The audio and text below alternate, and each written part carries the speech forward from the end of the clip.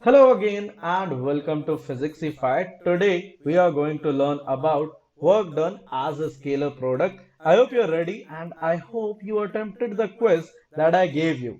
Let's start up with that. So if you remember in the last quiz, I asked you in this pulley and block problem, what would be the net work done? Do you remember we said we could calculate gravitational force work done individually and tension force work done individually? If you find out both of them, first if we take gravity, I hope you remember this was a question from the previous lesson. You can refer to the previous lesson if you want to. That work done on the 1 kg block was minus 30 joule. Similarly, on the 2 kg was plus 60 joule. If you talk about the tension work done, it was plus 40 and minus 40 on respectively 1 kg and 2 kg blocks. So how to calculate the net work done? You add up everything that is present. This was corresponding to gravity minus 30 plus 60. This was corresponding to tension plus 40 minus 40, which means your net work done turns out to be 30 joule. I hope most of you were correct. And let's proceed to today's lesson. We have work done through integration, right? Now, what do I see in this graph initially? I see a force that is changing with x. So I'm gonna call this force as a variable force case. All right.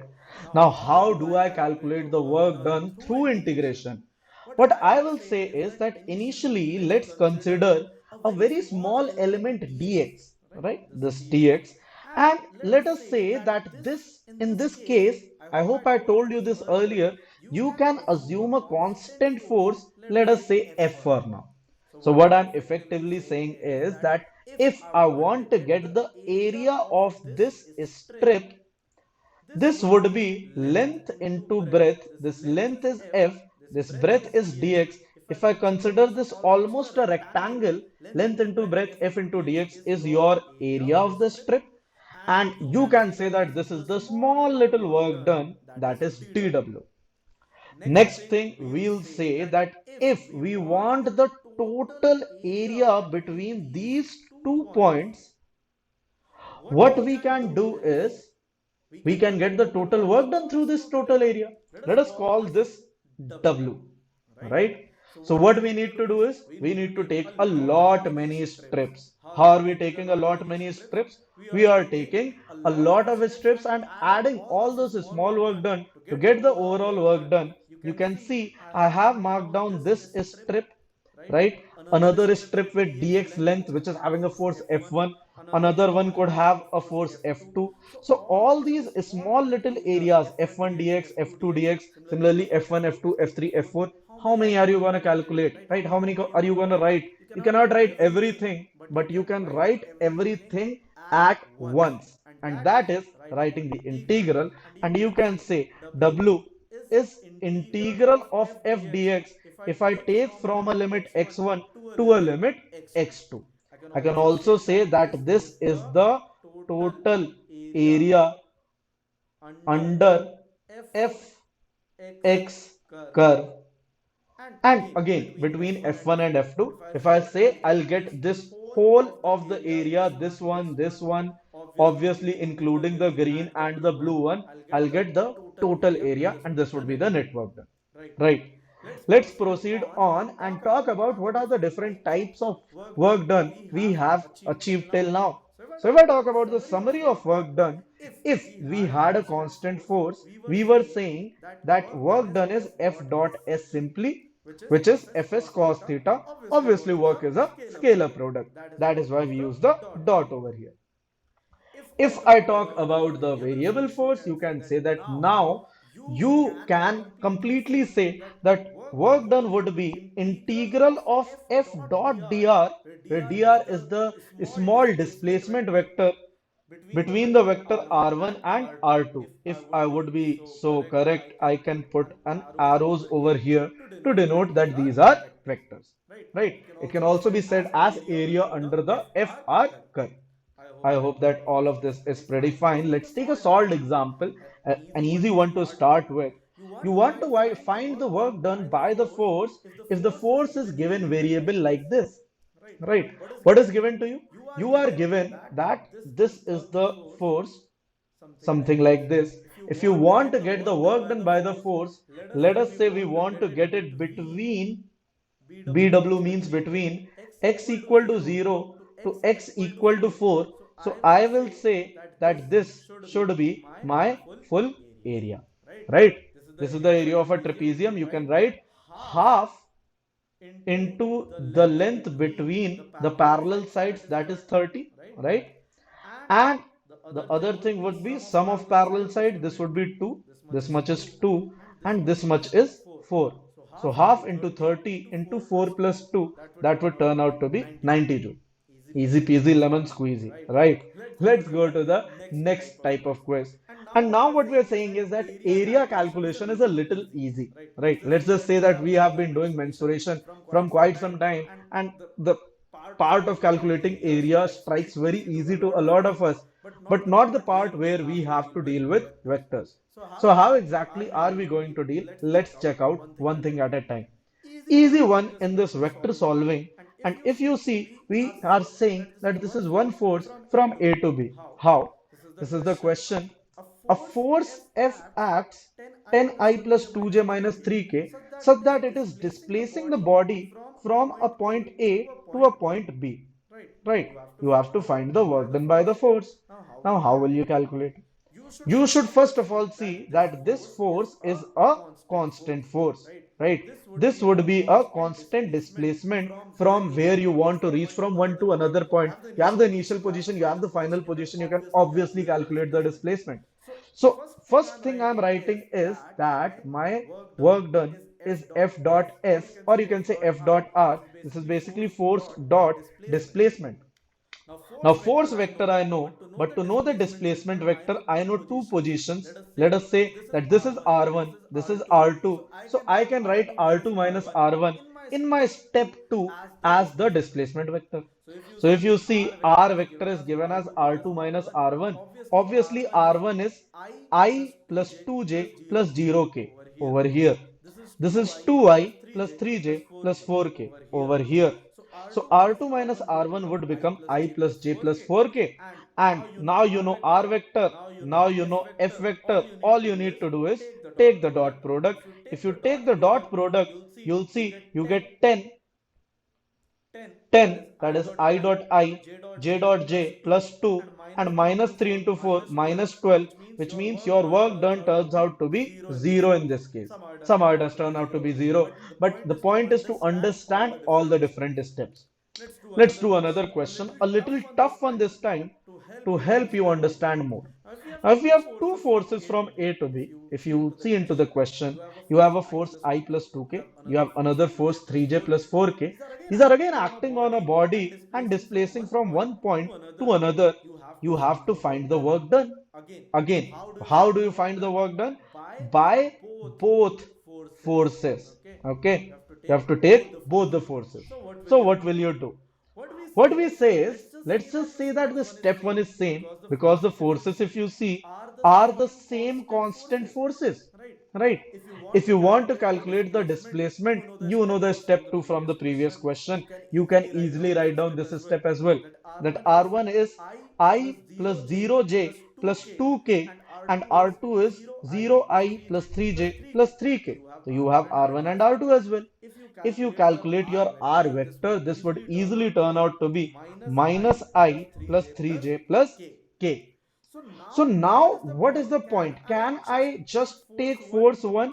Can I just take force 2 to calculate the work done? No. I would first take the net force because we know that if I want to do A dot B plus A dot C in vector form, I can also say this is A dot B plus C. So using this law of vectors, we can actually calculate the net force first, that is F1 plus F2, which would turn out to be I plus 3j plus 6k, that is present over here, and then take the dot product to get my work done as 14 units. Right. I hope that you do understand this simple little question as well. Let's move on to the next one. Now we have displacement dependent force. These are again new type of questions that you might face. So let me just go through with it. If you talk about a displacement dependent force, let us say we have a question where F is given as 2x. Force is given as 2x. You want to calculate the work done between the points x equal to 2 and x equal to 4. How do you proceed? Again, if you see, this time you cannot just write down F dot S. Why? Because this is a variable force. So this time around, your step 1 tells you that, okay, let's see into the question. This is a variable force. This is where you have to use a little bit of brains, that now your work done must be written in small work done, dw is equal to f dx. So if you want to use dw equal to f dx, you can now put f as 2x, so that becomes 2x dx. This is your small work done. Guess what? Now it's integrable. You can just put the limits and integrate it correctly. So step 3 shows us that if you want to get the full work done, W, you just need to integrate dW from this point 2 to this point 4. 2 to 4, if you integrate, you are integrating 2x dx from 2 to 4. And the next thing you know is 2x dx integral is x square. You just need to put the limits 4 and 2. And on solving this, this would turn out to be 4 square minus 2 square, that is 16 minus 4. So this would be 12 units. Easy peasy lemon squeezy, huh? Chalo. Let's move on to the second type of question over here. If you again have displacement dependent force, what is given to you this time? A little change. Last time f was 2x, this time f is x by 2 plus 5. Now you want to calculate when the body is displaced from x equal to 1 to x equal to 5. If you want, you can pause the video right now and try to calculate it on your own using the steps I told you. Let's say you're done with this. So I'm going to proceed. This is again the same question. You will say step 1 is again the variable force. There is the parameter of x over here. If you talk about step 2, you again write dw as f dx. This time the thing is that f is a little different looking as compared to last time. And step 3 is again the same. You are calculating the full work done as integral of dw, that is from x equal to 1 to x equal to 5. You put this down over here. Now we do a little bit of mathematics, and once you are going to do that maths, you'll find out this comes out to be your final calculation. Let's just do the calculation and get this over with. So step 4 tells you that on final solving, you'll get this as 51 units. Let's just say that you can take care of the calculation part yourself. Moving on a little further, now we have one of the most typical kind of cases where we are calculating the work done through a scalar product. Right? We had already done this. F dot dr was the same thing. Area under the curve was again work done. But this time we are going to take a different perspective of a question as far as this work done is concerned. We're talking about a scalar product. So what is given to us? We are given a very peculiar type of a force. The force is given x square I plus 2yj. Obviously, for very obvious reason, you can say that this is a variable force because as x and y will change, the force will change. But what is the next thing that we are being asked? If the body is displaced from one point to another point, you want the work done by this force. How do you calculate? So in the previous questions, you were only given x. You were not given the function of y. This time both x and y are combined. So what do we do over here? Let's check out. Step 1 would be to write our small little displacement vector in this form where dr is given as dxi plus dyj plus dzk. Why? Because position vector is simply given as xi plus yj plus zk. This step you will need to remember because this is the basic step that you will require in calculating the work further on. So what is the step number 2? Step number 2 says you again do f dot dr. Now if you are doing f dot dr, try to put the values very carefully. You have x square I plus 2yj in over here dot this dr vector, that is dxi plus dyj plus dzk. Now things are very easy. You want to integrate it from one position vector r1 to another position vector r2.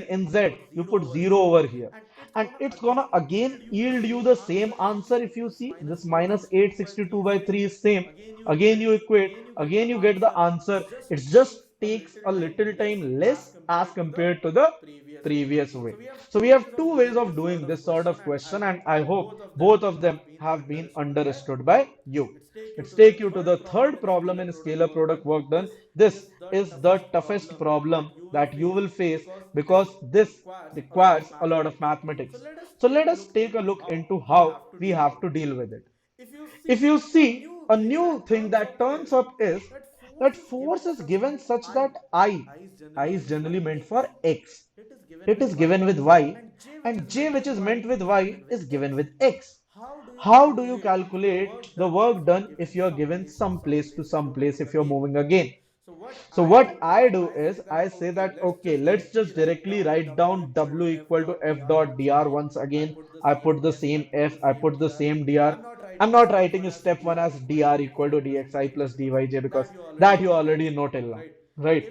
If If I I talk talk about about step step 2, 2 on on multiplying, by multiplying, multiplying I I means means on on doing doing the the scalar scalar product, product, I'll I'll get get y y dx dx and I'll and get I'll x get x dy dy and I'll get and I'll 0 get with 0 this with this z z or or k k cap cap term. term. So So I I get get integral integral of of y y dx dx plus plus x x dy, dy, and and the the important important thing thing here here is is I'm I'm gonna gonna put put down a down a tick tick over over here here so so that that you you can can see see that that this this is is the the whole whole differential differential of of xy. xy. D D of of xy xy could be could be said to said to be, be. in In fact, fact, I'll I'll just just write write it it down down over over here. here.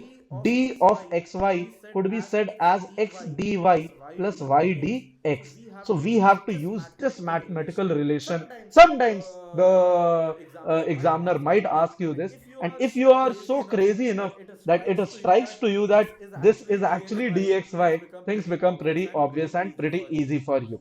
So So if if you you get get this this as as dxy, dxy, then then your your work is work is done, done because because then then you you know know that that d d of of xy xy and and integral integral given, given, you you just just have have to to do do this this.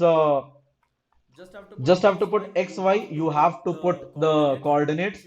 If If you you see see 3 3 into into 4 4 would would be be 12, 12, 1 1 into into 2 2 would would be be 2. 2. So So this this is is 12 12 minus minus 2, 2, which which comes comes out out to to be be 10. 10. So So I I hope hope that that you you understood understood this this part part as as well. well. This This was was all all that that we we had had for for today. In the today. next In the session, next we session, would be we would talking be about talking about conservative and conservative and non-conservative force. non-conservative force. Do not Do not forget to forget like to and like and subscribe so subscribe that so you that never you miss never any miss new any video new that I video post. that I post. Thank you Thank and you cheers. and cheers.